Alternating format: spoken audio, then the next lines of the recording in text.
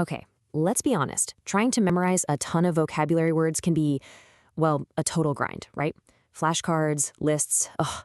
But what if the secret wasn't any of that? What if it was just a story? We're about to look at a source that does exactly that. It uses a really cool Japanese myth to teach some seriously advanced English. Let's dive in and see how they pull it off. So it starts with this. Welcome to Learn English with Myths. I mean, right off the bat, you know this isn't your typical vocabulary lesson. There are no grammar rules, no boring lists. It's an invitation, you know? It's promising an adventure. And that's really our first big clue about how different this approach is. And that really brings us to the core question here, doesn't it? Can an ancient myth, a story about gods and monsters, actually teach you advanced English? I mean, can it really be a serious learning tool? Well, the source material bets that it absolutely can. So let's see if they're right. Okay, so first up, a myth to learn. We're not just going to retell the story, we're going to deconstruct it. See what makes this teaching tool tick. So the setup is honestly pretty epic. You've got the storm god Susanoo, who has this amazing divine sword, and of course it gets stolen. This one event is what kicks off the entire hero's quest. But here's the genius part. Every single challenge, every obstacle, is secretly designed to teach you a new word and make it stick. All right, on to part 2, the vocabulary of crisis. This is all about how this story uses conflict to create context for new words. It's pretty clever. And boom, here's the central conflict laid out so clearly. On one side, you have the sacred blade, which stands for all the good stuff, vitality, resplendence, tranquility. But then you have the vengeful yokai, unleashing all the bad stuff, catastrophe, animosity, despondency.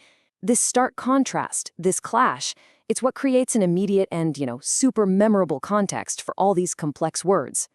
Okay, so the story gets going. A vengeful spirit, a yokai, swoops in and steals the blade. But the narrative doesn't just say, oh no, that was bad. No, it describes it as a disastrous upheaval. That phrasing is so specific, and it becomes our very first memory anchor for a new word. And then right after you feel the weight of that phrase, disastrous upheaval, the source gives you the word catastrophe. See how that works? That's the whole method right there, in a nutshell. You feel the word in the story before you even get the definition. And that's what makes it stick in your brain. But check this out, because it gets even smarter. They don't just throw one word at you. The story actually clusters words with similar themes together. So the villain's animosity, that hostile will, it leads to this widespread despondency, this feeling of gloom. And that creates a huge dilemma, which puts the whole land in jeopardy. The story literally weaves these words together into a chain, making them so much easier to remember as a group. All right, next up, section 3, the vocabulary of courage. Now we're going to shift focus from the problem to the solution, our hero's actions. So the crisis is established. Now it's time for our hero, Hana, to step up. She has to go into the villain's lair. And listen to this description. It's not just dangerous, it's filled with deceitfully treacherous traps. Wow.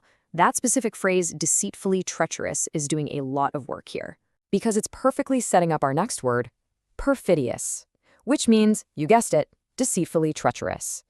By linking that big abstract word to a concrete image, hidden traps, betrayal, the meaning suddenly becomes tangible.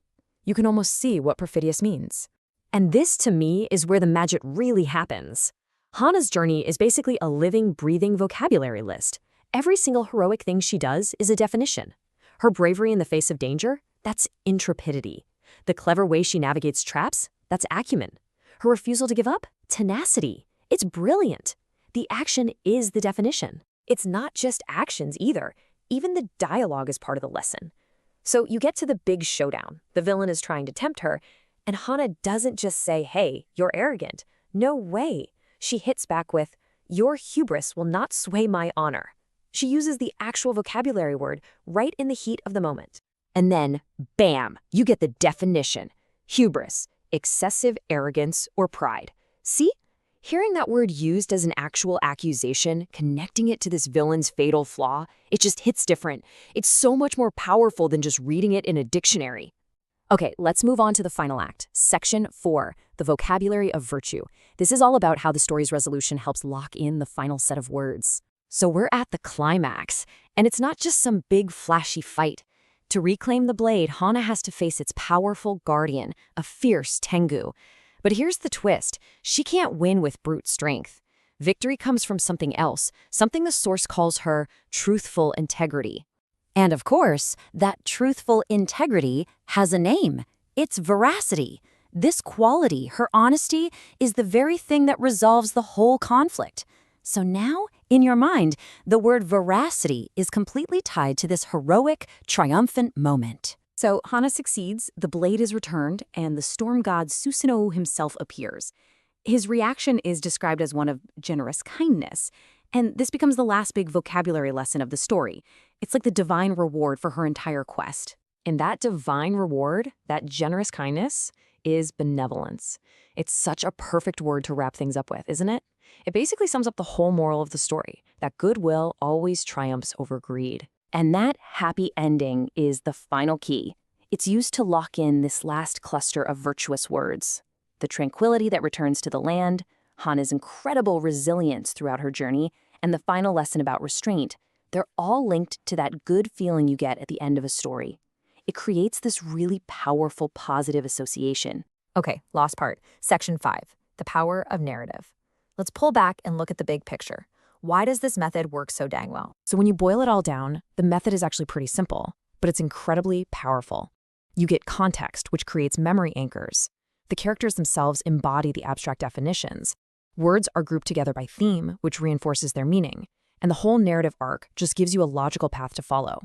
Your brain doesn't even feel like it's studying. It's basically tricking you into learning, not through rote memorization, but through association.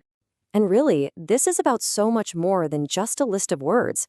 It's a fantastic reminder that stories might be one of the most powerful learning tools we've ever had.